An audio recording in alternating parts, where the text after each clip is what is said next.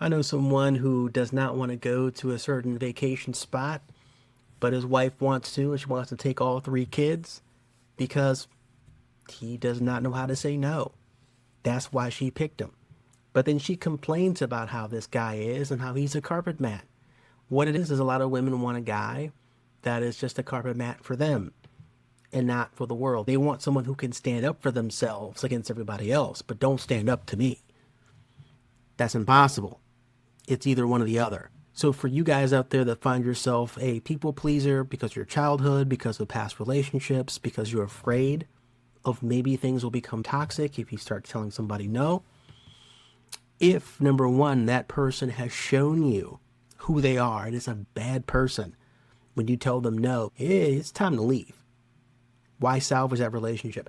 If it's in your head, if it's a situation where you don't have those stories, you don't have examples of you telling them no and they blow up on you, it's in your head.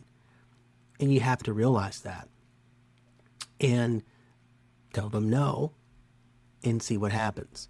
And if they take it to where your imagination becomes a reality of the worst becomes real, it's time to leave. Why salvage it when you're with a toddler? Okay?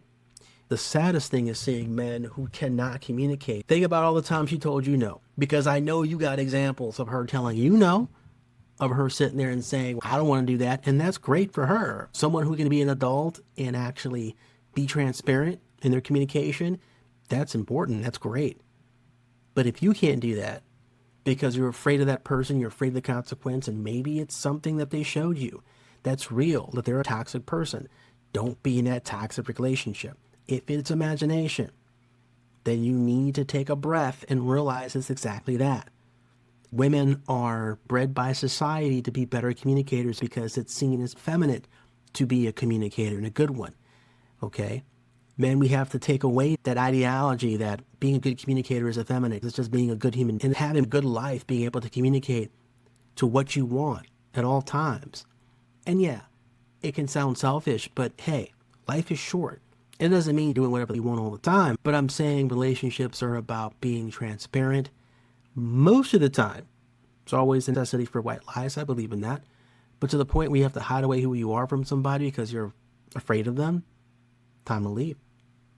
And you'll never be happy. And especially when things are one-sided, you're going to start feeling resentment if you don't feel already, because they can say no and what you can't. The hell type of relationship is that?